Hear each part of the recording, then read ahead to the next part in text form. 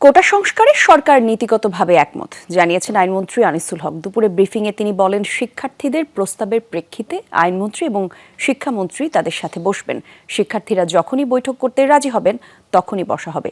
সেই সাথে কোটা ইস্যুতে সর্বোচ্চ আদালতের শুনানির তারিখ এগিয়ে আনতে আবেদন করা হবে। সিলন ফ্যামিলি ব্লেন্ডের কড়ালিকার আর সতেজ স্বাদের পারফেক্ট ব্লেন্ডে স্বপ্নেরা মিলুক টানা। বিশ্বাস আমাদের ছাত্র সমাজ উচ্চ আদালত থেকে ন্যায় বিচারই পাবে।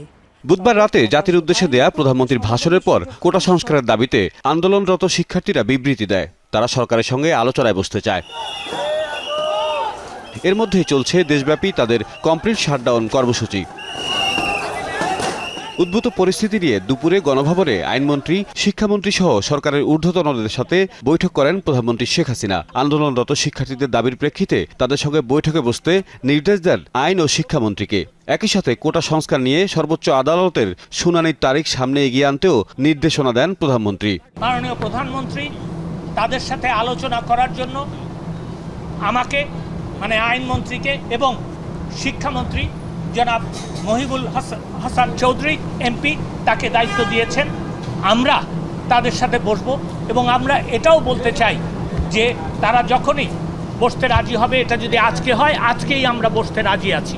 আগামী 7ই অগস্ট 2024 সালে যে মামলাটা শুনানির কথা ছিল, সেই মামলাটা শুনানিটা এগিয়ে আনার জন্য ব্যবস্থা নিতে আমি সেই মর্মে বাংলাদেশের অ্যাটর্নি জেনারেলকে নির্দেশ দিয়েছি যে আগামী রবিবার তিনি বাংলাদেশের সর্বোচ্চ আদালতে আপিল বিভাগে আবেদন করবেন যাতে মামলাটার শুনানির তারিখ তারা এগিয়ে আনেন।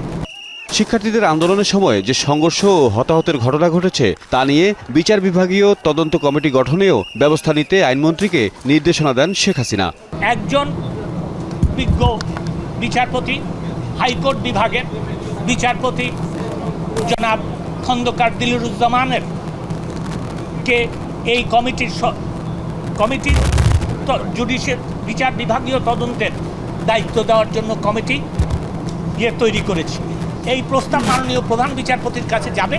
সরকারের এমন উদ্যোগের প্রেক্ষিতে শিক্ষার্থীদের আন্দোলন করার প্রয়োজন নেই বলে মনে করেন আইনমন্ত্রী। একজন পিতৃতুল্য নাগরিক হিসাবে আমি তাদেরকে অনুরোধ করছি যে তারা যেন এই সহিংসতা বন্ধ করে এবং এই আন্দোলন প্রত্যাহার বা স্থগিত করে।